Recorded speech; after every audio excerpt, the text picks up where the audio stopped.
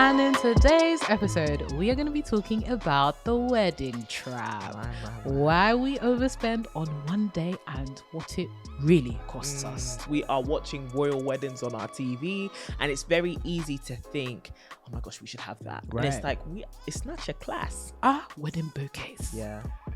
When I was seeing the quotations, I was like, When you look at your family or your individual financial predicament, you should be able to say, I actually can't afford that. Weddings are covenants. So good. We're actually here to witness to becoming one. That's our priority. Yeah. Everything else is a cute extra. Yeah. But if you buy it, you can have more say. You can just see your opinion just rising Just up rising. in the ranks. Prioritize. Yeah. When it stands on the wallet, on the wad of cash. So, sisters, ladies, please cut your cloth according to your size. It's actually okay.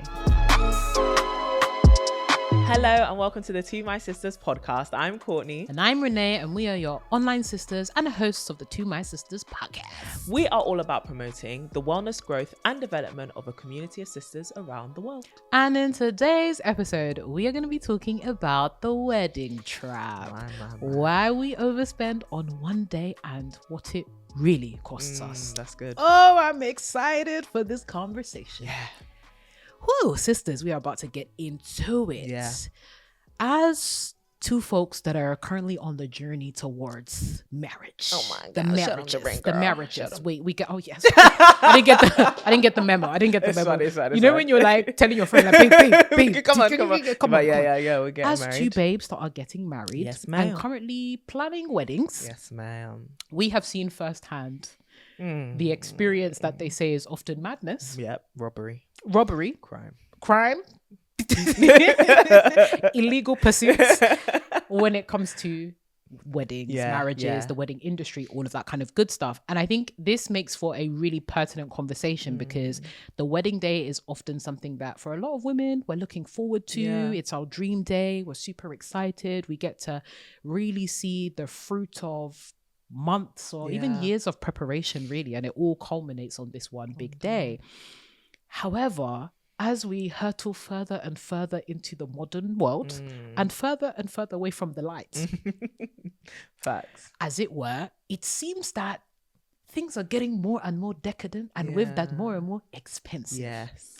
And so I want to situate us real quick Yeah. when we start this conversation with Courtney. How did we get here? How did we This get social here? pressure to have the weddings that you see on Bella Niger versus financial responsibility. How did we get here, Good sis? question. You know what it is? I think it's the industrialization of weddings, like and weddings becoming an industry. Yes. Like weddings are no longer just about like, two families coming together to join these two people in holy matrimony. They're now a shebang, like an actual whole motive. Emphasis on and bang. It's a whole shindig. Like people are coming to be entertained, people, and I think you actually highlighted it, like weddings are now something that like we showcase and they serve as inspiration, right? So it's no longer just about functionality, but they are about like really big and no longer just about celebration, but we actually share them as inspiration. So like pages like Bella Niger, Ghana weddings, like all these things where you go to them to see inspo for your wedding or to see what people are doing, what are the latest wedding trends. Like I'm still trying to figure out how, like in Nigeria, I don't understand why like people literally have transformers at the wedding. Like why sticks. is there a gorilla? Like an actual gorilla Neon, mind you. Neon gorilla. as a part of the wedding jubilations. Do you know how funny Where's that in the Bible? No, I know. Like I think I recently went to one of my really, really close friends' nikah, and it was so beautiful, and it just reminded me of like she did a very simple one, but and I'm sure there are some that are very extravagant and stuff, but I just saw like the pureness of the intimate moment between families coming together and joining together. And I just thought like, this is exactly what a wedding kind of should be.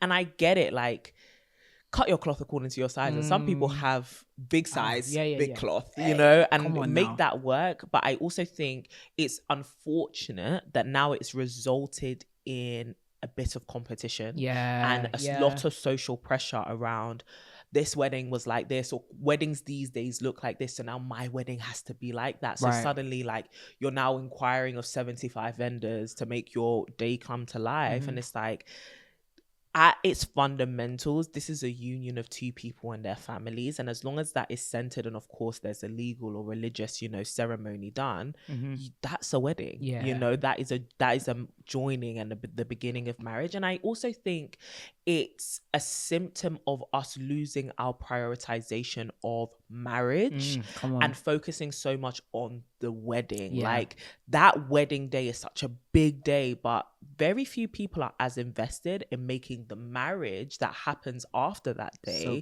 work and as decadent and as, you know, beautiful. And marriages require investment as well. And I think we're now seeing, unfortunately, as a result of all of these things, the industrialization, the social pressure, the competition, we're seeing people like starting off their marriages in debt.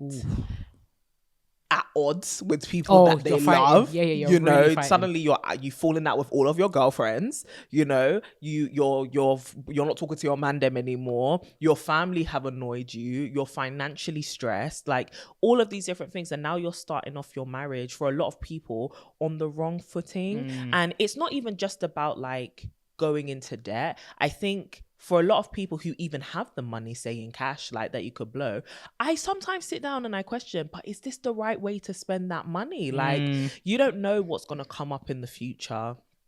Don't know what type of money you're going to need for starting a home, starting a family, being with your partner. Do you want to blow every last penny on a really good day that people are going to post on their Instagram story, and after 24 hours it's going to go? They'll actually forget. Like, they will forget. And so sometimes I do wonder, like, is it financially wise to actually spend so much on just one day and just a couple of hours at that? Like, it's very different if you've just got it like that, and spending 70 grand on a wedding is just a drop in the ocean for you. Just calm.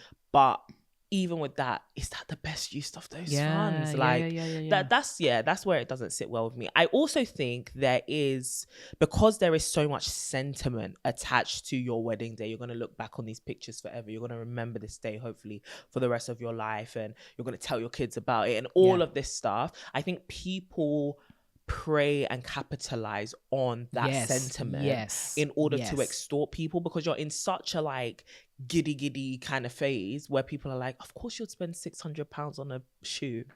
Do you know what I mean? Like, only for that shoe to now break. You're so susceptible, like, you're primed, you know. And even when we think about the wedding experience, like when we went like bridal shopping, and it's like, do you want a drink? Here is this nice music. The space is just primed for you to spend money, because this money is attached to your dreams. Like, and it's attached to your ambitions, and it's attached to this feeling you want to remember forever, right? And so you do, I think, to some degree, emotionally spend out of pressure. And people, vendors, industries, like companies prey on that fact. They prey on that fact, right? And I think it will be interesting to also dive into this discourse that's been happening around, like, why do people charge 3x more for wedding anything? Like, as soon as you put wedding in front of anything, wedding makeup, wedding hair, wedding dress, wedding shoe, suddenly you're spending 3 times as much. 3 times as wedding much. Decor, like, I'll never forget, somebody gave me a quote for decor that said 5K. I said, this is a small, intimate wedding. It's a gathering, if you will. This is a function. This is a function. And you're telling me you want me to spend 5K for you to put something? Because I wasn't asking for crazy amounts, and I'm not downplaying anyone's craft. But she said 5K, and I thought, but you're just coming to put flowers on the table. And I understand that that's something, because I couldn't do it. Yeah. But 5,000 Great British pounds. Oh, Lord have mercy. You know we could build a farm. We can have flowers for the rest of our lives. You're actually so annoying. Build a farm is crazy work. Crazy work, Courtney. Do you know how funny that is? Yeah. But what do you think? Oh, girl, you already know where if I could DIY everything, one thing about me is we are even as you were saying those flowers, just call me. We'll find those flowers from an online retailer and we'll decorate if we need to. But no, I completely agree. The industrialization of weddings and the neglect on marriage is insane. And this is, I'm not trying to like scare anyone, but the amount of stories that I've heard of people going into debt, taking out loans as well to pay for this wedding and ending up in either financial ruin, relational ruin. There's, stories of people that have spent X amount on weddings and then divorced within the first 3 years of marriage. I'm like, goodness gracious. This is not to say that there's a direct correlation of you spending like tens of thousands of pounds on your wedding and your relationship thriving. But really, as you were saying, it's about priorities. What are you prioritizing in this time? Is it the wedding or is it the marriage? And the marriage is something that's meant to last forever, or at least until you guys depart from the earth. Kick the bucket, as the English adage goes. Kick the bucket is such a funny term. I love the English sometimes. Their terms are hilarious. But this is something, you're investing in a relationship that is set to be one of the most fundamental relationships that you have in life, like by far. And sometimes as you were saying, sentiment, emotions completely eclipse the sobriety that's needed in this season. And as much as it's very nice to have like certain things, like whether it's the cakes, trust me, I love me a good cake. If there's one thing that I'm like, maybe I'm going to spend a little bit of money on, it's the cake. But it's all about balance. And it really is about priority. And also making sure that you are of one accord. Because oftentimes, I have a lot of friends that work in, the wedding industry. Oftentimes, there's a lot of sentimentality that's attached to it by a lot of ladies. But then when it comes to the man them, they're like, they don't have the same sentiment. Like literally, I was speaking to a friend earlier who she works in events and they provide a lot of services from stage setup to DJ equipment, all that kind of good stuff. And we were talking about the fact that oftentimes, like even men feel under pressure to try and fulfill the desires and the dreams of their soon-to-be wifey. And they find themselves putting themselves in quite onerous predicaments to try and match up or try and make enough bank to support them or to try and put enough money aside to be able to make her dream come true.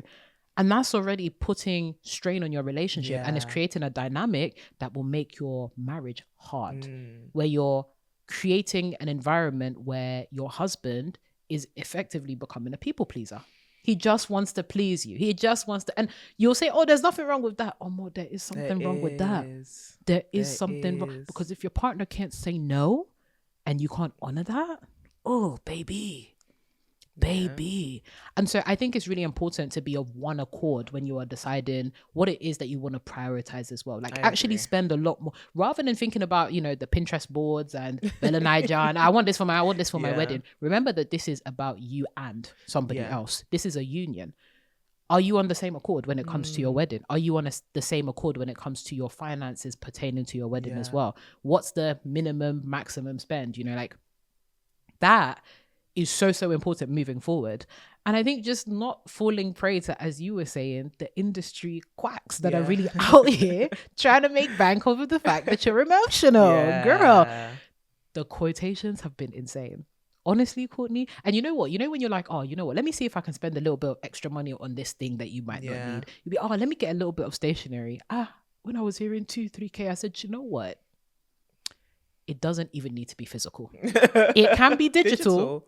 And Canva, we have a subscription for that. So I can create that. You know what I'm saying? Even this bouquet, wedding bouquets. When I was seeing the quotations, I was like, but if I go to the flower market to get and I purchase a lot of people are doing that. And that's what I'll be doing. A lot of people are doing that's what I will be doing. That DIY, honestly, has been a lifesaver. But it really is about like making sure you're of one accord. Your eyes are open as well as you're navigating the industry and you're not led by sentimentality, emotions, but also comparison.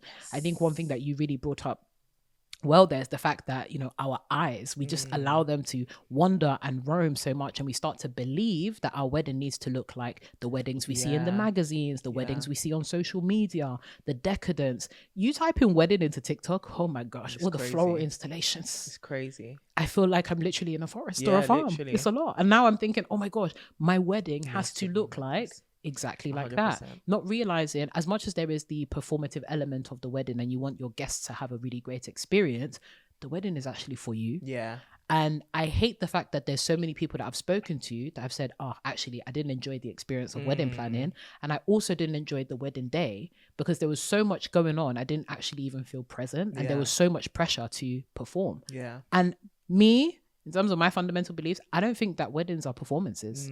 They're really not. Weddings are covenants. So good. We're actually here to witness to becoming one. That's our priority. Yeah. Everything else is a cute extra. Yeah. Back in the day, listen, I was even typing into ChatGPT, what constitutes as a wedding? Yeah. Like literally the bare minimum of what constitutes as a wedding. Yeah. I know that in the Bible, we had all of the extravagant feasts in some examples, but we've also had the examples of, you know what? I just want to marry your daughter and that's that. Yeah. And we had the presence of the families and that's that. I think that's interesting though, because those like exuberant feasts that you're talking about, oftentimes that was royal weddings, like a king threw a feast or a king threw a wedding. Like it was very much attached to royalty. And I think that's something that we have now, especially with the democratization of social media. Yeah. We are seeing the lives of the aristocracy. We are seeing the lives of the upper class. We are watching royal weddings on our TV. And it's very easy to think, oh my gosh, we should have that. Right. And it's like, it's not your class, right? Hey. And I the reason why I say that though is, and it's going to sound quite harsh, but I think especially like when you look at your family or your individual financial predicament, you should be able to say, I actually can't afford that, you know? And like, just be honest with yourself, because I think sometimes it's a desire to live like the Joneses and to live like the upper class, or we use sometimes weddings as a status symbol. Like, you know, that look at my child having this big grand old wedding with 700 people, but you can't afford that, auntie. Like if we're just being honest with ourselves, but there's this pressure and this desire to show off like we can. And I think it's also as a result of people being hella judgmental. Like I've heard a lot of judgment towards people's wedding. Why was the wedding like this? Why did they pick this material? Why was the food like that? Why did they do that? Why didn't they have this? This would have been nicer. Why are the chairs this style? All of this different stuff. And it's like, did you even want to go and see two people just join together in matrimony?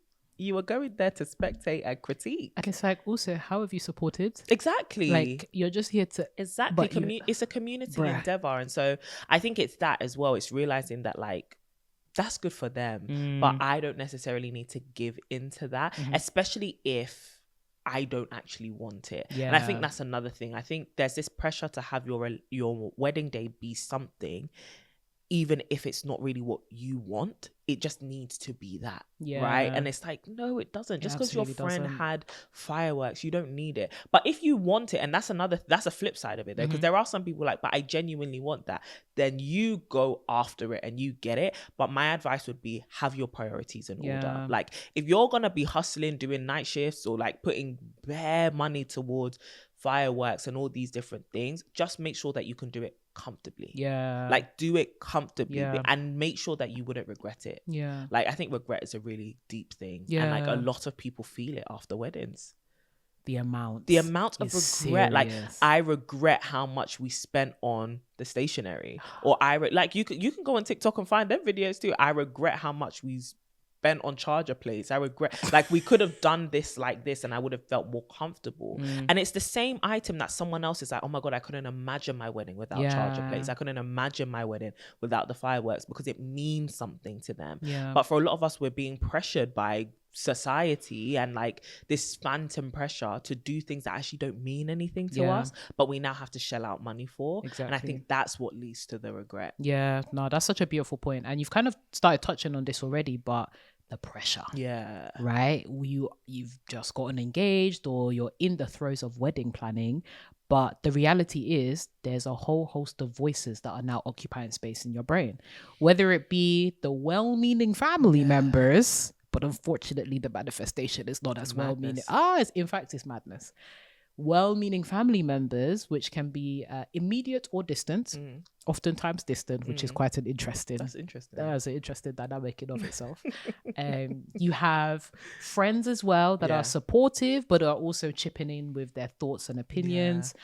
You have social media as well when you're going online and looking for inspiration. You have the magazines, you have the cultural norms, you have various different social situations whereby when you state that you're married, it feels like you're opening a Pandora's box. So to the ladies that are listening that are trying to grapple with that navigation, that are finding it really difficult to weigh up the different voices and try and pursue a wedding that they think is true to themselves, what would you say? That is such a great question. I think one, like Mel's wardrobe was on her stories the other day, just telling people, if people show you madness during your wedding planning process, show them you're madder. Show them that you yourself can manifest a level of madness they didn't anticipate. I'm screaming. And for me, during this whole process, I've shown people, don't provoke me to anger. Don't provoke me to anger. That's because so I'll funny. take your name off this list. I'll do it quickly. And the thing is, like, I have a reputation in my family for being the mad one. They know I will do it. I will do it. And like, I think somebody was recently saying like, oh, I need to develop more of that. I said, you better develop it quickly. Immediately. You better start creating your reputation now. Start doing things just out of whack. Yeah. So that people can know this one, don't push her towards the edge. She will jump off. And so I think for me, what I would say to a woman like that is, one, remember that your wedding day is for you and your partner. Yes, the families do play a big part. However, unless they are bringing money to the table, oh gosh, unfortunately, their say, it doesn't really matter. It's just suggestions. Mere suggestions. And that's good. Exactly. Because if I don't take your advice, are you still going to come? If you tell me no, then I know where we stand. Do you really need to be there anyway then? That's how I see it. And so I would say, remember that your wedding day is for you and your partner. And also, people who want to have such an opinion should invest in it. Yeah, like, that's good. If you want to have a real say, be a stakeholder. Yeah, that's good. Be a stakeholder. Not you pitching already. Yeah, be a stakeholder. I say it all the time. Yeah, so if you want to, for example, someone in my family who will not be named was very adamant that we wear a particular material. So adamant. I said, if you buy it, we can wear whatever. That part. Under my guidance. No, don't kill me. Yes, I will select from the options you present because it's my wedding. It is. I'll correct. be wearing it. Correct. So I have to like it. Correct. But if you buy it, you can have more say. You can just see your opinion just rising up in the ranks. Prioritization. Yeah, when it stands on the wallet, on the wad of cash, it can rise to the top of my priorities. So no, but I feel like that's the case because weddings are so expensive. Yeah. You're probably already stressed about the fact that you have to pay for this wedding. But then also everyone wants an opinion and it's like, well, then support me, support me financially.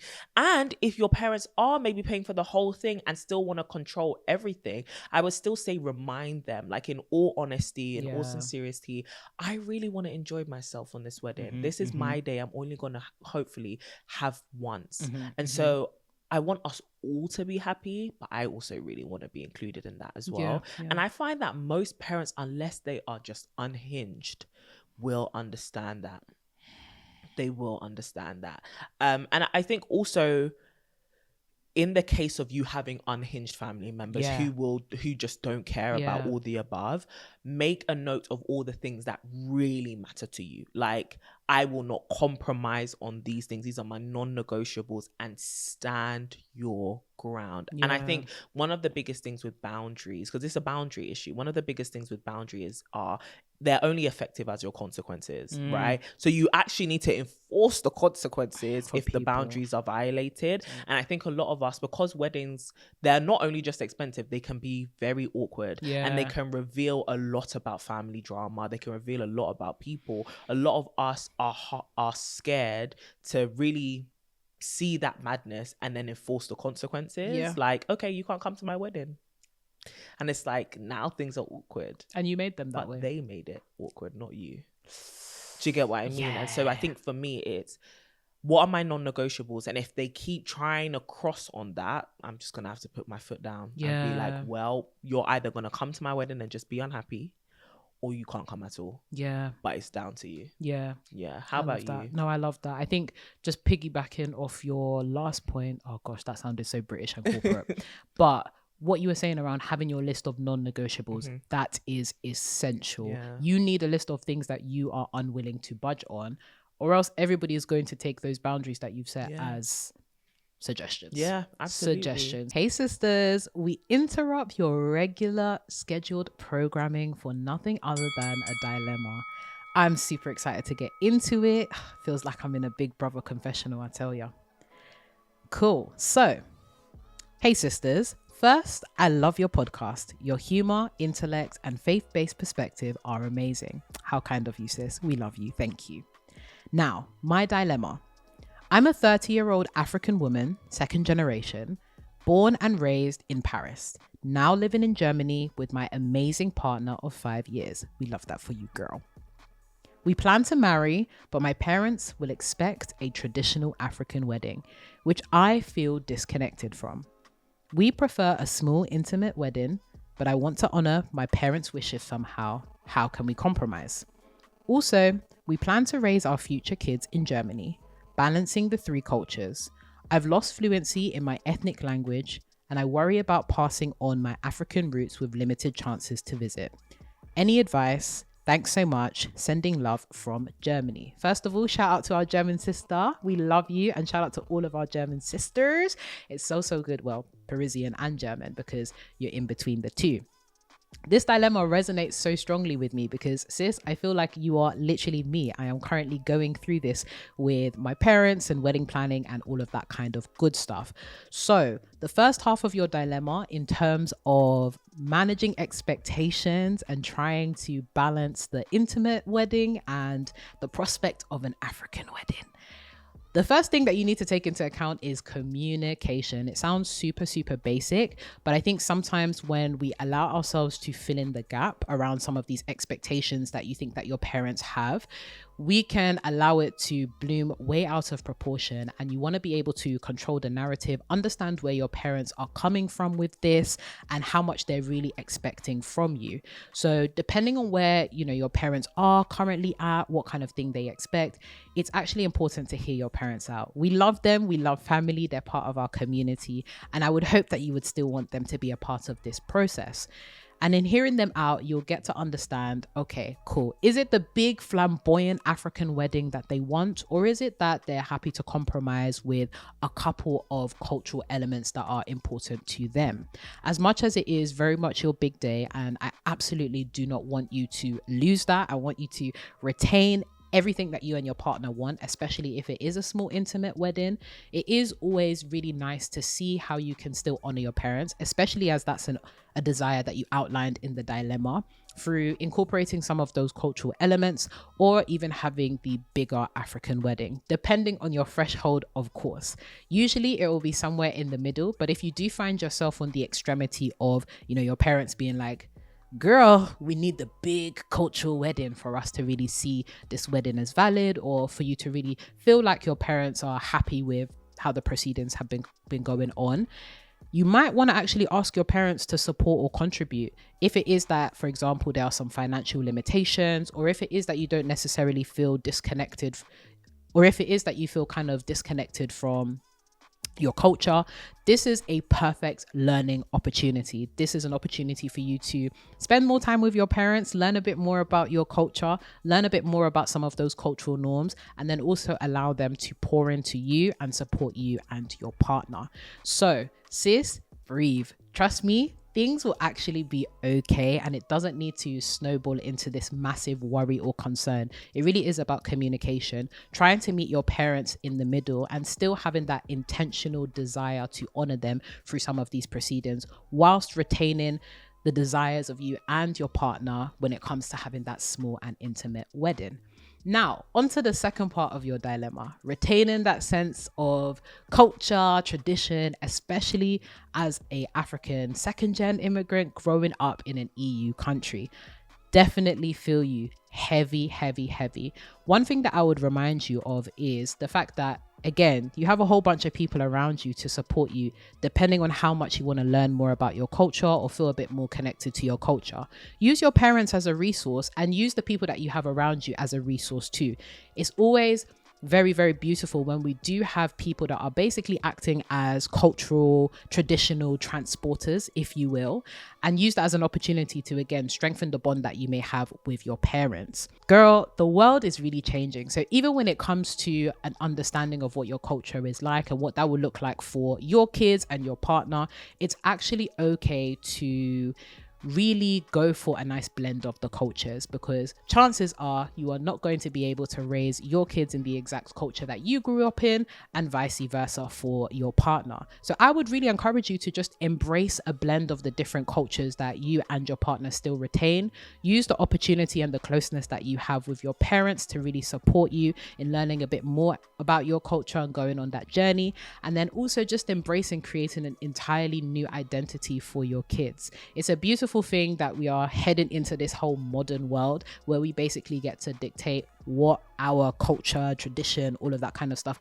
looks like, whilst maintaining some of those roots. So sis, I'm sending you a lot of love, because like I said, I'm literally in the same process as you right now. But trust me, things are all going to work out. Communication, using your family as a support system, seeing the opportunities, and embracing something new. One thing about weddings and any kind of major life event is it really does reveal where people's motivations and intentions lie, for better or for worse. Unfortunately, sometimes it's for worse, but most people, and I think especially when it comes to like family, friends, we can assume that most people are having your best of intentions in mind, although it's being expressed in a very interesting way. So for example, family members who will not also be named may be thinking, this dress looks really, really nice and you should wear that. And you're looking at this dress like, no, it's a no from me, dog. Ugly. It might have been cute for you and your era, but for my era, it's a no from me, dog. But it's not because the person hates you. It's because the person loves you and they think, wow, I want to see, you in this dress. Exactly. So I think it's also discerning, where are people coming from? What's their intention? Is it something that, you can see the person is trying to undermine you, or is it coming from a place of genuine care, just misconstrued? Then that will dictate the way that you navigate that conversation. So that doesn't need to be a fight. That can be thank you so much for the suggestion. I think this looks great, or even, I don't really think it's my style, because you don't have to lie and say that it's great, because it might not be. And in this occasion, this one was not great. But navigating those conversations with nuance and care as well, because often more time people are actually coming from a place of good intentions towards you. Absolutely. For those that are moving a little bit shady, this is your time to actually protect your peace. I think sometimes, especially with weddings being often quite grand affairs, and that it brings together quite a lot of people, there is so much pressure to people please. There is so much pressure to make sure that everybody is catered to, not realizing this is the one moment in your life that you get to be selfish. The one moment that people actually need to come through for you. The one moment where people actually need to demonstrate a level of selflessness towards you, especially because this is the start to your married life. Now, this is not to say that you can go ahead and be a bridezilla, but it does mean you are well within your right to express a certain level of expectation and actually expect for it to be met. It's actually perfectly okay. And as you were saying, you need to build that reputation. Above and beyond the wedding, these are some of the things that you should have been doing anyways in other situations. And I think that the wedding can often reveal, this is an area that maybe I could have been working on before, but now is the opportunity to do it now. So making sure that you have those boundaries in place, making sure that you are capitalizing off of the fact that it's actually about you and your partner, and that's okay. And in terms of the social media comment, girl, have your 1 or 2 Pinterest boards and call it a day. You cannot be, because honestly, you cannot be rummaging through social media incessantly. You have to actually, put a lid on it. And I think sometimes it's, as you were saying, the pressure to keep up with the Joneses, the pressure to create the image of a life that you don't have, to impress people you don't know sounds ridiculous. And as much as it sounds ridiculous, we don't realize how much we've internalized that, right? It's I want to make sure that I get the perfect Instagram photo. I want to make sure that I get the perfect, you know, like videographer. That's why the videographers in particular, they be no. That's why they be coming with the big boy, you know, is giving Steven Spielberg level productions for some of these weddings. That's why you're here stressing about, the wedding choreography. I need to learn how to dance, even though you can't dance. And you're not doing it because you want to, but because the pressure and social media has told you, you need to have wedding choreography. You need to have videography. It needs to look like a movie. For who? If the answer is not you, I don't want to see it. And you shouldn't want to see it. So really having boundaries, even when it comes to yourself, in accessing like social media, in allowing for, you know, external forces to infiltrate what you think is right for your wedding. And I think also touching base with your partner from time to time as well. Like, babe, am I going a bit too far? And if they're like, oh, you know what, it's a bit much, then finding ways to compromise as well. So really enforcing those boundaries, not just with other people, but actually with yourself as well, is really important. For sure. But there is much to talk about when it comes to the wedding industry in general and the surprises that it throws out to us. But in terms of moving forward, to all the babes that are thinking about their weddings, to all the babes that are engaged or now have what feels like a upward trajectory, or rather an upward struggle, what would you say to them around creating a wedding day and an experience that is in line with not just their budget, but also their beliefs? Their beliefs. That is hilarious. That is so funny. So from what I've learned from the very short 3 months of being in this, I think what I've discovered that maybe I didn't know before was weddings are a joining of two families. And for us who come from, you know, beautiful countries with really rich cultures, it is important to actually ask your parents, like, what matters to you, you know, by God's grace, they're alive, or whoever is representing them in your life. What matters for us to do? What customs do we basically have to fulfill, right, in order to be married in the eyes of our culture? And sometimes your parents may be like, we don't really care about traditions, just, you know, if you're in the UK, go to the registry, if you're in the US, go to the courthouse or whatever. But for a lot of us, especially like our sisters in the continent, our Asian sisters, like, there are cultural things that surround your wedding practices that your parents are thinking, I don't care that the law recognizes you, until this man comes to my house and he gives me some cows, or he gives me some he brings some material, y'all ain't knocking boots. So I think it's ask your family, like, okay, what do we actually need to do in order to be considered married?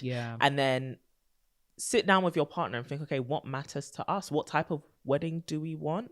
Like, what will actually help us to feel like we enjoyed this period, we celebrated? Do we want a small wedding? Do we want a big wedding? Do we want all the different types of weddings that we can have? So like in our case, it's like, do we want a registry, traditional, white wedding, and white wedding, 3 different types of weddings? Or do we just want a registry? Or do we just want a trad and, you know, a church wedding? Whatever. Just ask yourselves what matters to us.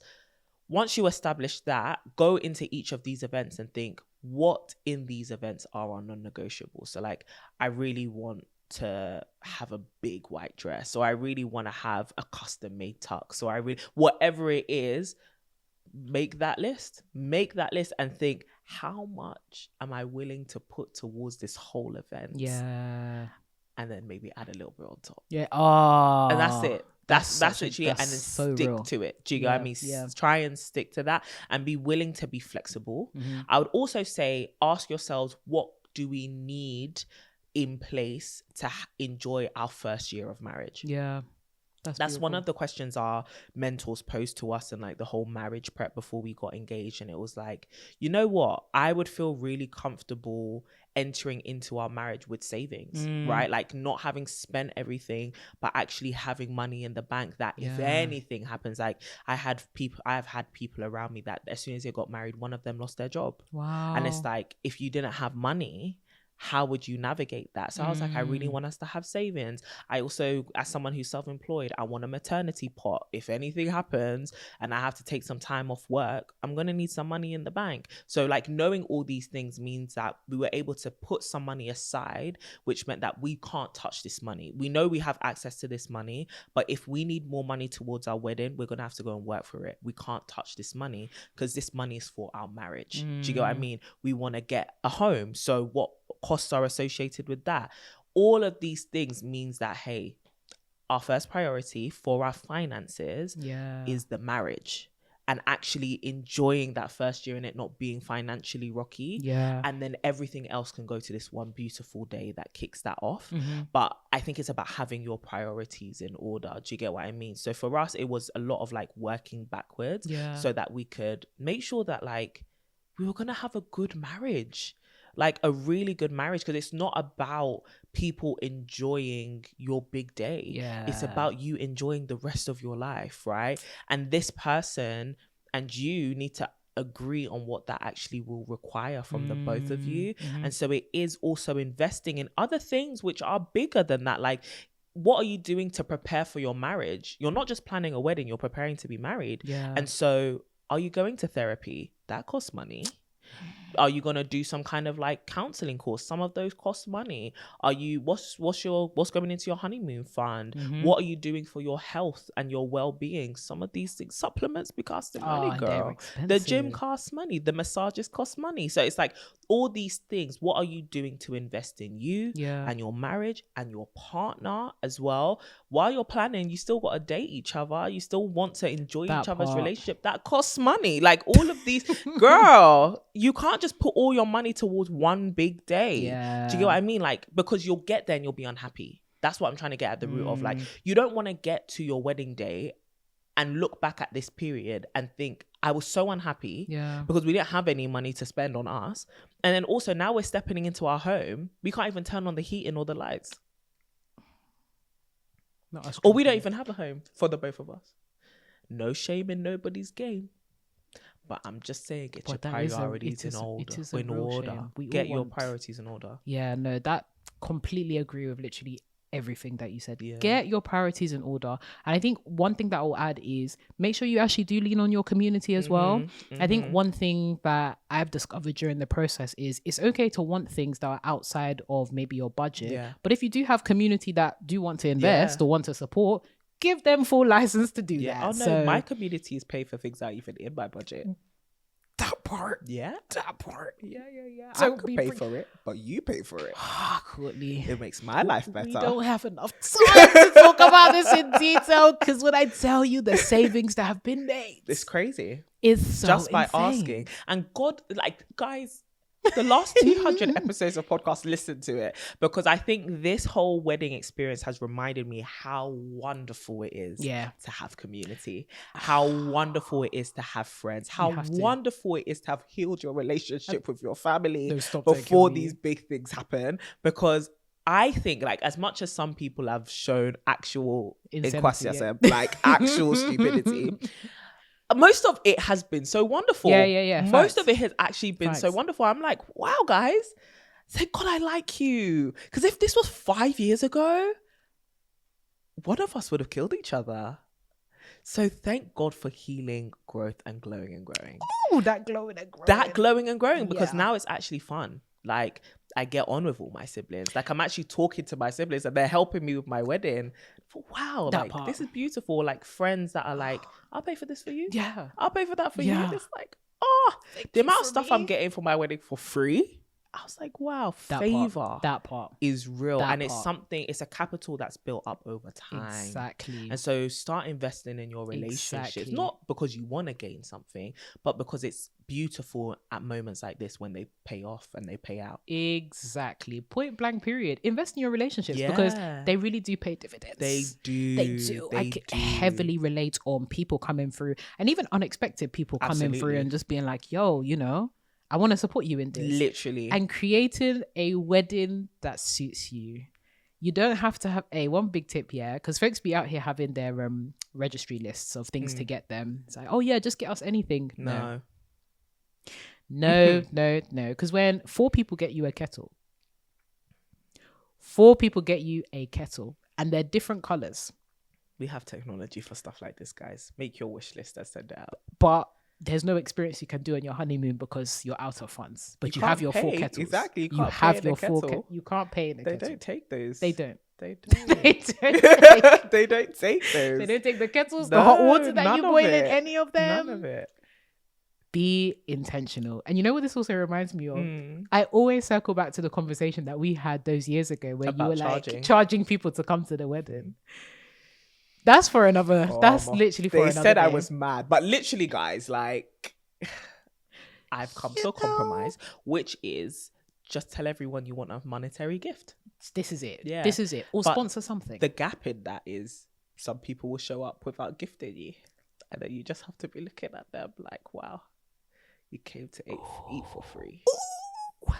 No, Courtney is giving series at this point because that one we're learning. I mean, we're in it now. We're learning, so I guess we can talk and document the process as it happens. That one, because you're looking at each individual person at minimum like £50-60 per head.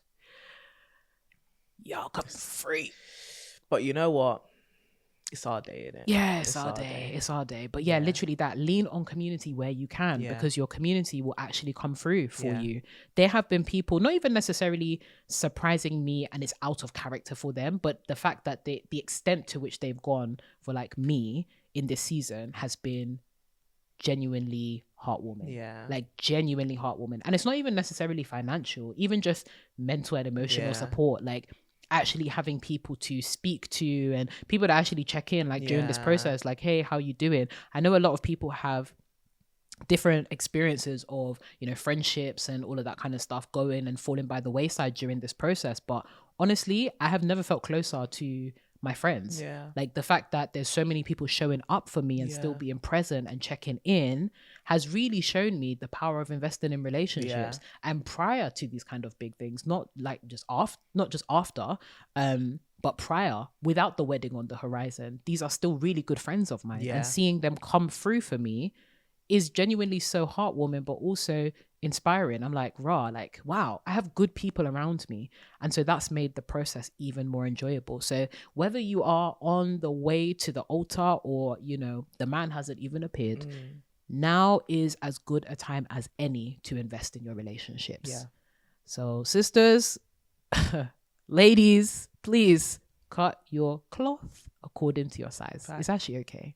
But before we go, I know we are absolutely out of time, but Courts, a cheeky little To My Sisters letter for the girls, leaving them with a tidbit of information, maybe some inspiration. Oh, that's a good one. Okay. To my sisters, your wedding day is going to be beautiful. Whether you have the man already, whether you're dating, whether you're single, whatever, the day is going to be wonderful. Make it what you want it to be, and don't give in to any pressure to do anything that you don't actually want to do. And also remember to keep the future in mind. Marriage is a lifelong pursuit. The wedding day is just one day, and so don't go and throw everything into investing in a day, the event of a lifetime, and not have the marriage that you actually want. And so put your priorities in order. Be wise, be financially expedient, as they say, but make sure that you have fun and that you put your joy and your partner's joy at the center of this experience. Fabulous. Yeah. What a gem. No worries. I got you. Well, on to wedding planning. On to wedding. That part.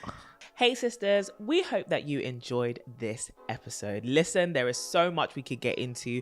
We are literally living this out in real time. We are feeling the money drain from our accounts as we speak. So hopefully we can retouch on this at some point and let you know how everything goes. We are really appreciative of all the love and the prayers and support that you guys have shown us since we got engaged, actually. So we really love the sisterhood that we're feeling from you guys. And to make sure that this episode isn't just about our experience, but about you, we want you to reflect on this question. What will actually matter to you on your wedding day. We don't care what your relationship status is. If you are someone who wants to have a wedding day at some point in your life, or maybe it's coming up for you soon, we just want you to reflect on what you actually want. Your desires, your wants, and your needs are really important, and it's easy for them to get lost on days like this when everyone has an opinion and it feels like you have to do what everyone else is doing. So really write down what matters to you. Is it the type of food you guys eat? Is it the clothes that you'll wear, where you'll do it, who will be around? What will be the unforgettable moment for you? And if you want to take this further, we want you to do this activity, okay? Make a vision list for your marriage. In this process, we can focus so much on just one day that we forget about the rest of our lives. Literally, the forevermore that comes after the I do. And so make a list. What is your vision for your marriage? What do you want you and your partner to experience in that first year? Because that first year, girl, I've heard, is tumultuous, okay?